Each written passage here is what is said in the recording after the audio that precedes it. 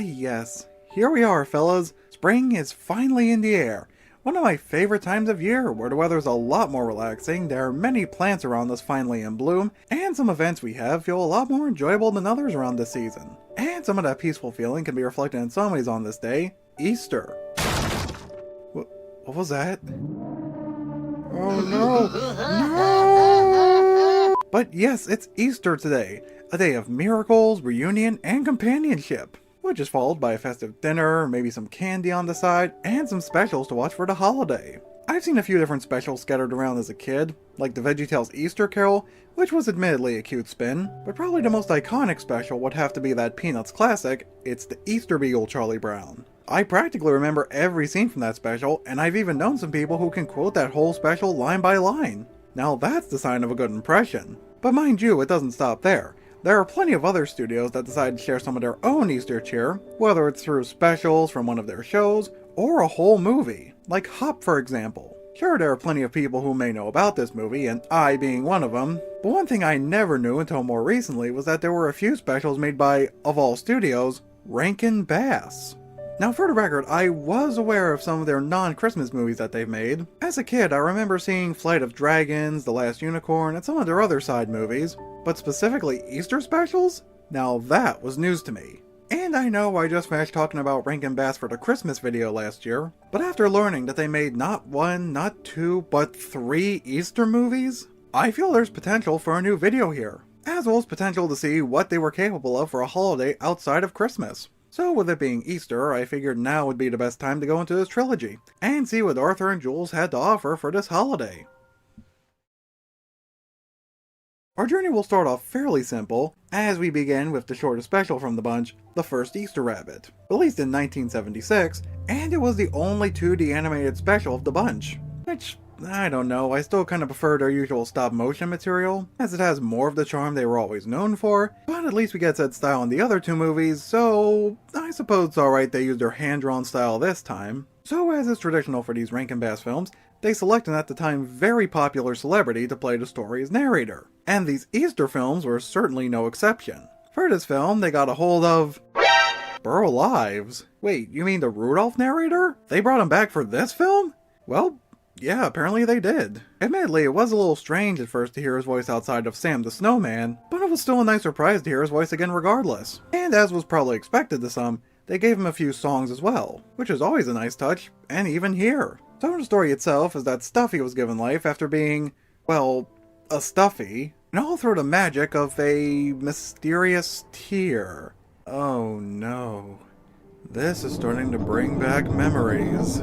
Well, anyway, now appointed as the Easter Rabbit, he must save Easter Valley from the chilly wrath of Zero and Bruce. And he can only do so with the help of the Golden Lily being the, no pun intended, root of this fate. Yeah, it may come off as a simple story, but even with the quicker and just as cheesy aspects of other films, they still knew how to deliver the story in the end. And speaking of the story, maybe this wasn't intentional and I might be thinking too hard about it, but I feel there was a bit more planning to the story than what some might have expected. Notice how the film's story starts around Christmas and ends with Easter. It's kinda like the life story of Jesus himself, with Christmas being the start and Easter being around the end. Now of course this may just as well be a coincidence, and there weren't any real story elements added that would have implied this was intentional, but I can't help but think that it was probably something they had in mind as more of a slight wink to those who might have known about it. But aside from that, they added a few details to the story that, as simple as they were, I found kinda surprising with this kind of story. Like yeah, it was pretty unexpected that Stuffy would end up getting some help from Santa, however what I did see coming was that they'd get Paul Frees to do his voice, since he's pretty much the guy they had to play Santa in these films, right next to Mickey Rooney. But probably the best example of character surprises was all the use they got out of Glinda. Given how short this film is, I just kind of assumed we were never gonna see her again after that one scene, and we were all gonna be left wondering what was to come of her. But Stuffy still had her in his mind at later points, and this helps bring her to her own deserved conclusion, leading to a pretty happy ending for the 2 of them. Despite everything, I didn't see this coming, but I still found it rather nice. So I'm willing to take the L for underestimating these writers and letting the cheaper aesthetics take control of my assumptions. It's the little details they added with these characters that show they really wanted to tell a complete story. even with the hefty limits and restrictions they had at the time. While this film may be a lot shorter than some of the others, and a bit more rushed as a result, I found it slightly better than I was expecting. They still managed to give us a really cute story with what they had to offer, and that ending song can really help drive the feel of the season with its sweet mood as well. Next on the agenda, we got a more in-the-middle kind of movie. Released in 1977 came The Easter Bunnies Coming to Town. Any relation to Santa Claus is Coming to Town?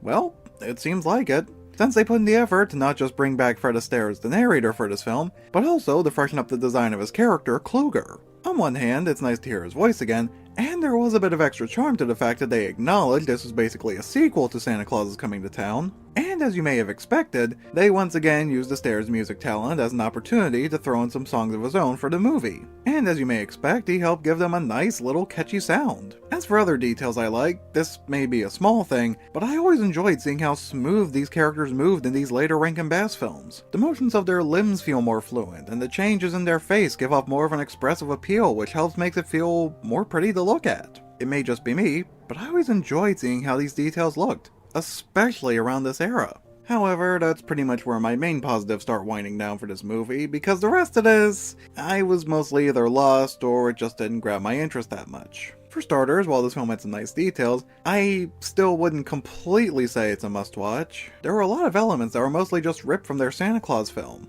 right down to some of the lines that set up the story. And while some people think it makes a nice callback, personally, it felt like they were doing this so many times to the point where it just felt like they didn't really know where to go with the story, and ergo they would just keep borrowing elements until they had more of a story to it. Even these settings feel mostly similar. In both movies, we have a town and a village that were separated by what's supposed to be a threatening mountain. I don't really know how to describe it, but even though, yes, I know these are just borrowed from that movie, ironically, I found the new characters to be a bit more interesting. Hallelujah, for example, seemed like a charming guy, despite his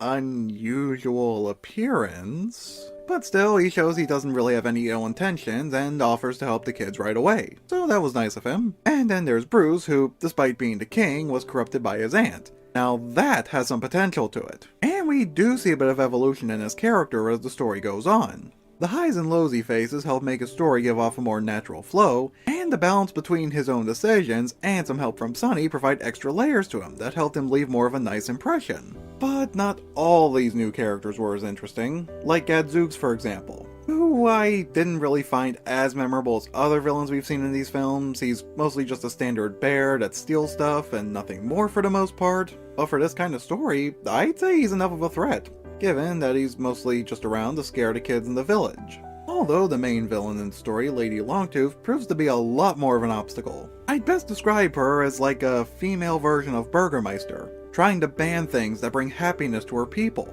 She may not have much of a reason to be doing all this, but I don't think she really needs one in this regard. She's mostly just a snooty royal relative who demands the kingdoms run her way, and that seems like enough for her kind of character. Plus we see plenty of times where she's not afraid to play some dirty tricks for those who plan against her, which shows she can mean business at times, but even still, I feel they could have done a bit more with her. For example, I kinda wish they would have given her a few scenes that would have maybe given her a more humorous side. Like for example, put her for a bit more slapstick, or maybe give her some extra scenes for the sake of comedy. I feel a factor like that would have helped make her a lot more memorable on its own. In some ways, it helped Burgermeister leave a bigger impression. So be it. And I'm sure this could have worked for Longtooth as well. So in general, while I didn't really enjoy this movie as much as the others, it was still a pretty decent watch in some ways. It may not be something I'd watch regularly, but it still have enough of that Easter feel that I'm sure they wanted. But there's still one more film of the bunch we have to go through, and I'd say this next one's probably the best they had to offer. And so we'll wrap up this trilogy on my personal favorite of these movies. Here comes Peter Cottontail, released in 1971. Right out of the gate, I could tell this movie was gonna have a slight grasp on my attention, as it features two of my all-time favorite actors in the cast, Casey Kasem and Vincent Price, playing the polar opposite rabbits in this film, Peter Cottontail and January Irontail.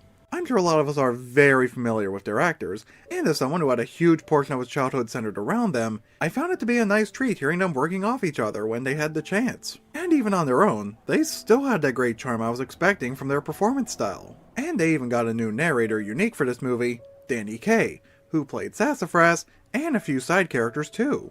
Like a lot of the other narrators in these movies, he knew how to deliver his lines. Although he may not have been as highly a memorable narrator, his lines and scenes I do remember him providing did make him pretty enjoyable at times. But what I really find more special about this movie than the others was that they had a vision to help them go beyond their boundaries, both in terms of aesthetics and story material. This may be an Easter movie for the most part, but not completely, as Peter, in an attempt to become the new Chief Easter Bunny, and with the help of his eggs, ends up finding different elements and charm that can be found throughout the different holidays all during the year. It's some kind of a parade. Must be another holiday. But who would want green eggs? I like green eggs and ham. I do.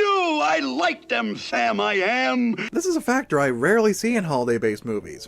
I mean, the closest I've ever seen this kind of trope, aside from here, would have to be The Nightmare Before Christmas. But still, that was just focusing on 2 holidays. Here, Peter tries to adapt with all the holidays he goes through, and he tries to make a lot of people and things around him happy. And for an extra detail, this also made an opportunity for Peter, and by extension the film's producers, to get more creative with the colors, as they were focusing on more holidays than usual this time. And there were more moods they got to deliver with the different scenes and the eggs throughout the year. And during his big journey, Peter gets some surprisingly big character growth. He sees the harm that came from his mistakes as he's humbled and experiences humility, and he learns to improve himself one big step at a time and mature from his starting point. Which also helps make this movie feel bigger than the other 2, as it's more than just some Easter-themed origin story like the other 2 were. This is a more full-fledged story arc. Though of course there were some extra elements thrown in that weren't too necessary, but they were mostly thrown in anyway to add some runtime.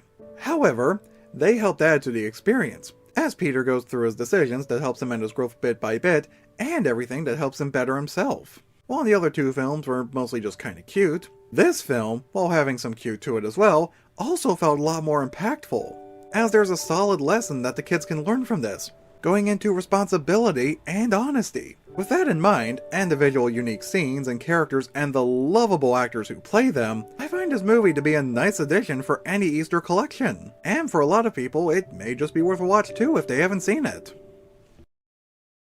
And there we have it, the Rankin Bass Easter Trilogy. Sure, these movies may not have been as widely known as their Christmas movies, given how many more there were in comparison, and the impact some of them left in future media, but it was still nice to see they felt like making more movies for other holidays regardless. And there was always something enjoyable to get from at least one of these movies, so I'd say they were fairly decent, and maybe even worth a watch for some. But even with these movies and the handful of Christmas movies I brought up in the past, the Rankin Bass library still doesn't stop here. There is yet a load of other movies that Arthur and Jules have given us during their legacy, both holiday and non-holiday based. And I said long ago I'd find the time to check those out, and well, you saw how that turned out. I'm not saying I've given up on that, I'm just saying this is the closest I've gotten to it recently. And it might take a while until I think about getting back into the Rankin Bass legacy, although I'm hoping it won't take too long for me to get to some of these other movies.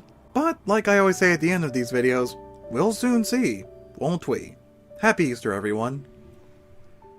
If I could only get back to yesterday, today would be a perfect day.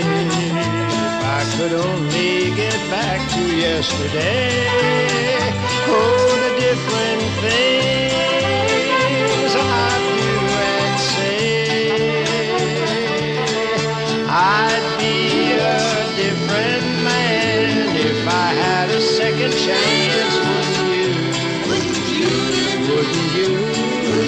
I'd make a special plan if I had a second chance, wouldn't you? If I could only get back to yesterday.